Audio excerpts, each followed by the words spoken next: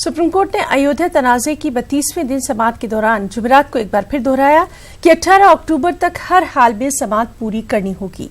इस मामले की समाअत के दौरान chief justice Ranjan Gogoi, justice S.A. Bobde, justice D.Y. Chandrachud, justice Ashok Bhushan और जस्टिस S. अब्दुल नजीर की आईनी बेंच ने कहा कि वो चाहती है कि 18 अक्टूबर तक हर हाल में समाअत पूरी हो। जस्टिस गोगोई ने सभी फरीक़ैन से अपील की कि वो तयशुदा मुद्दत पे अपनी दलीलें पूरी कर लें, क्योंकि उन्हें फैसला लिखने में भी कम से कम 1 माह चाहिए। उन्होंने कहा कि हमें फैसला लिखने में 4 हफ्ते लगेंगे और इसलिए तय मुद्दत को बढ़ाया नहीं जा सकता। अगर हम ऐसा कर पाए तो ये किसी मुआवजे से कम नहीं होगा। जन्मभूमि विवाद मामले में 32वें दिन की सुनवाई आज पूरी हो गई है। ASI की रिपोर्ट पर अपनी आपत्ति दर्ज कराने वाली मुस्लिम पक्षकारों की तरफ से पेश वकील मीनाक्षी अरोड़ा ने आज सुप्रीम कोर्ट में दलील देते हुए ये कहा कि ASI की रिपोर्ट में जो फिलहाल दीवार की बात कही जा रही है, वो दीवार मंदिर की ना होकर एक मस्जिद की भी हो सकती है। इस पर जस्टिस बोबड़े ने ये सवाल किया कि आपने कल जो दलीलें दी थी उन दलीलों के मुताबिक ये बताया गया था कि एक सपाट जगह पर मस्जिद बनाया गया था, तो दीवार का अस्तित्व बीच में कैसे आ गया। हालांकि इस पूरे मामले पे सुनवाई के दौरान ASI की रिपोर्ट पर मीनाक्षी अरोड़ा ने भी सवाल खड़े किए। उन्होंने कहा कि जो एक विवादित स्ट्रक्चर था उसके नीचे मंदिर नहीं हो सकता है, क्योंकि वहां पर मस्जिद के भी अवशेष देखे गए हैं। हालांकि इस पूरे मामले में जब मुस्लिम पक्षकारों की तरफ से कोर्ट में ये दलील दी गई कि जो कमल का चिन्ह मिला था वो चिन्ह एक हिंदू मंदिर का हो सकता है, जैन मंदिर का हो सकता है और मस्जिदों में भी इस प्रकार के चिन्ह को देखा गया है। हालांकि जस्टिस बोबड़े ने यह सवाल किया मीनाक्षी अरोड़ा से कि क्या किसी मस्जिद में भी कमल के चिन्ह को देखा गया है। इस पर वो उन्होंने सीधा कोई जवाब नहीं दिया। इसके बाद जस्टिस बोबड़े ने अब्दुल नजीर जो पीठ में बैठे हुए थे उनसे भी ये सवाल किए कि क्या किसी मस्जिद में इस प्रकार के चिन्ह को देखा गया है। उन्होंने भी कहा कि उन्हें इस बारे में कोई जानकारी नहीं है। हालांकि इन पूरे मामले में जो सुनवाई हुई, उन सुनवाई में जो मुख्य बातें थी वो यही थी कि ASI की रिपोर्ट पर आपत्तियां दर्ज कराते हुए मीनाक्षी अरोड़ा ने कोर्ट को ये समझाने की कोशिश की कि जो विवादित ढांचा था उसके नीचे मंदिर नहीं मस्जिद के भी अस्तित्व हो सकते हैं। वहीं जो दीवार देखी गई है वो दीवार ईदगाह की भी हो सकती है और एक मंदिर की भी हो सकती है। ASI की रिपोर्ट एक अनुमान के आधार पर देखा जाना चाहिए। फिलहाल कल भी मीनाक्षी अरोड़ा इस पूरे मामले में अपनी दलीलें देंगी। उम्मीद ये है कि कल मीनाक्षी अरोड़ा की दलीलें पूरी कर ली जाएंगी। कैमरामैन नरेश के साथ सुशील पांडे, न्यूज़ 18 दिल्ली। तलाक सलासा से मुतासरा मुस्लिम खवातीन को योगी हुकूमत की तरफ से माली इमदाद और सरकारी मुलाजमत दिए जाने के ऐलान पर इलाहाबाद हाई कोर्ट के वकील ने अपने तहफ्फुजात का इजहार किया। कानूनदानों का कहना है कि तलाक सलासा को ताज़ीरी कवानीन के जुमरे में शामिल करने के बाद सूरत हाल और भी पेचीदा हो गई है। वकील का कहना है कि इस तरह के ऐलान से तलाकशुदा मुस्लिम खवातीन के मसाइल हल नहीं होंगे। एक report.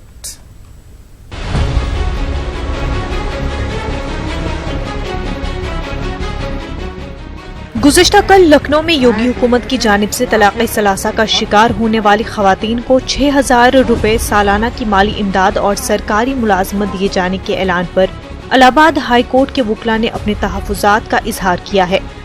High court bar association सदर राकेश शुक्ला का कहना है कि इस तरह के सरकारी मंसूबों को पहले कानूनी शक्ल दी जानी चाहिए ताकि मुस्तहिक खवातीन तक मदद पहुंच सके। अब इस पहल को कानून के दायरे के अंदर कैसे लाया जा सकता है, सरकार किस तरीके से इस को क्रियान्वित करती है, इस पे थोड़ा जो है सरकार को सोचना पड़ेगा, लेकिन असंभव नहीं है, संभव है और किया जा सकता है। मेरा मानना है कि ये महिला सशक्तिकरण की ओर, महिलाओं को उत्पीड़न से बचाने से के लिए एक अच्छी पहल है और सार्थक और समझदार पहल है, शायद आवश्यक भी था।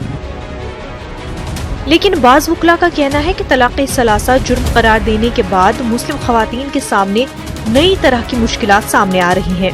इन वकीला का कहना है कि मुस्लिम खवातीन को 6,000 रुपए सालाना की माली इमदाद देकर मसले को हल नहीं किया जा सकता।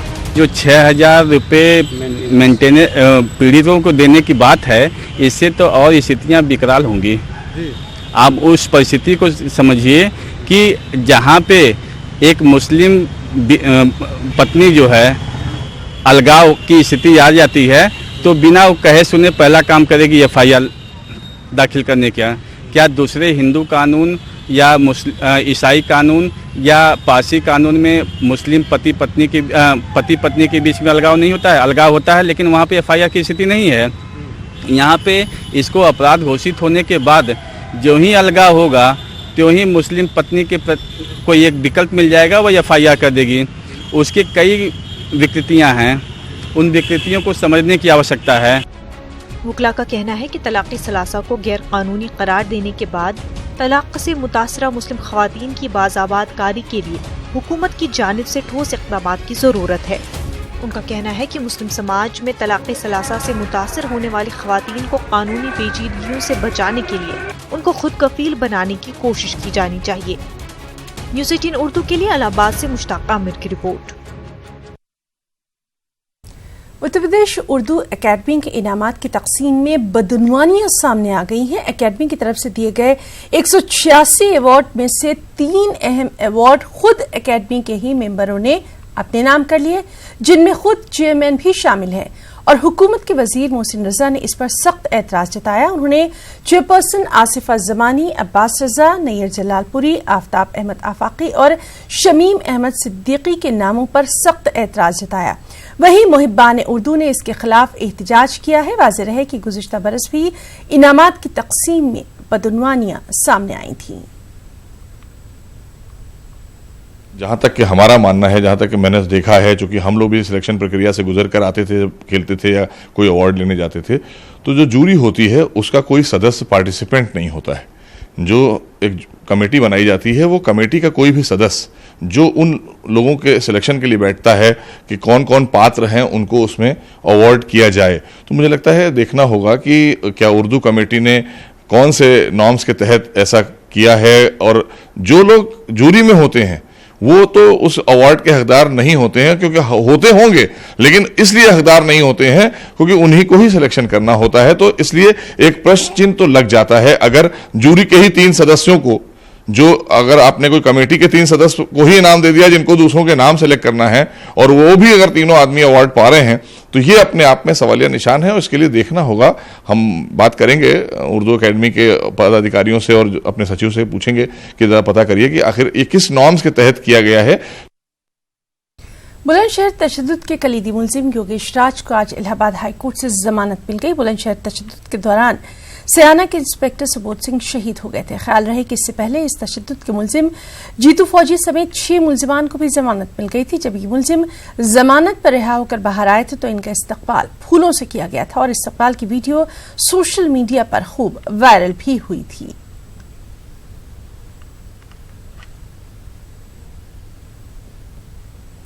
इलाहाबाद के खुल्दाबाद की एक वीडियो वायरल हुई। इस वीडियो में साफ देखा जा सकता है कि कुछ लोग एक शख्स को एक ऑटो के साथ बांध कर कहीं ले जा रहे हैं। खबर है कि इस शख्स का दिमागी तवाजुन ठीक नहीं है। ये शख्स लोगों पर पत्थर मार रहा था, जिसके बाद इन लोगों ने ये कदम उठाए। इस मामले पर पुलिस ओहदेदारों ने तफसीलात दी। जो कुछ जानकारी अभी तक आई है खुल्दाबाद थाने को, वो ये है कि संभवतः स्टेशन के आसपास का ये कोई ऐसा है जो विक्षिप्त या अर्धविक्षिप्त आदमी है जो लोगों पे ईंट पत्थर चला रहा था। लोगों ने पहले मना किया और बाद में उसको बांध करके कहीं दूर छोड़ने के लिए एक ऑटो टेम्पो से ले जा रहे थे। जो ले जाने का तरीका है बांध करके वो गलत था। फिलहाल ऑटो वाले की अभी हम लोग सीसीटीवी फुटेज वगैरह से देख रहे हैं, कहीं से नंबर ट्रेस नहीं हो पा रहा है। कुछ थोड़ी बहुत जानकारी मिल रही है। बहुत जल्दी हम ऑटो वाले को पता कर लेंगे तो ये पता चल जाएगा कि वो कहाँ लेकर के गए और कौन से वो लोग हैं जो इस प्रकार से उसको, उन्हें पुलिस को इन्फॉर्म करना चाहिए था और स्वयं कार्रवाई करने के बजाय। और हम उसकी जानकारी कर लेंगे कि कौन लोग इसके पीछे रहे हैं या ऑटो वाला कौन है, और फिर जैसी भी उनकी नीयत रही होगी और जैसे इसमें विधिक कार्रवाई रहेगी वो अग्रिम रूप से की। वहीं मुरादाबाद की एक वीडियो वायरल हुई। वीडियो में देखा जा सकता है कि आधा दर्जन पुलिस एहलकार जाल डालकर एक बेकाबू बॉडी बिल्डर को काबू करने की कोशिश कर रहे हैं। ये नौजवान खुद को बॉलीवुड अदाकार सलमान खान का बॉडीगार्ड बता रहा है।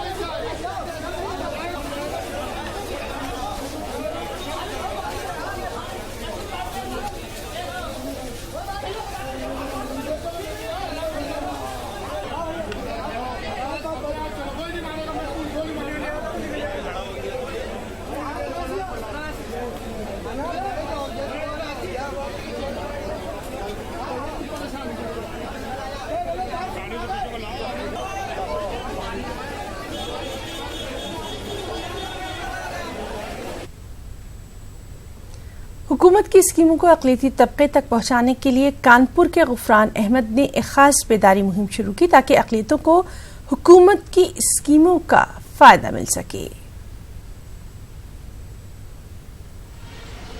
देश का प्रधानमंत्री होने के नाते नरेंद्र मोदी जी ने जो जन कल्याण में योजनाएं चलाई थी, उसके लिए उन्होंने मुसलमानों को अपने साथ जोड़ने के लिए, उन योजनाओं का लाभ हासिल करने के लिए बाकायदा तौर पर अपना एक यूनिट बना रखी है, जिसका नाम उन्होंने दिया है प्रधानमंत्री जन कल्याण योजना प्रचार प्रसार अभियान। हमने ये जिम्मेदारी ली है ज़िले के अंदर कि हम मोदी सरकार की जो योजनाएं चलाई जा रही हैं उनसे देश के, प्रदेश के, शहर के, ज़िले के मुसलमानों को लाभान्वित कराएं, उनसे उनको रूबरू। तालीमी इनकलाब के जरिए ही समाज के बदहाल और पसमानदा लोगों की हालत को बेहतर बनाया जा सकता है। साथ ही उन बदउनवानियों का भी खात्मा किया जा सकता है जिनको आलायकार बनाकर मनफी और मुतासिब ताकतें कामयाब होती नजर आ रही हैं। और इन तमाम ख्यालात का इजहार लखनऊ में मुनक़दा एक अहम प्रोग्राम में किया गया, जिसमें समाज के मुख्तलिफ शोबों के दानिश्वरों ने तालीम के जरिए सूरत हाल को बदलने पर जोर दिया। पेश लखनऊ से तारक कमर की ये रिपोर्ट।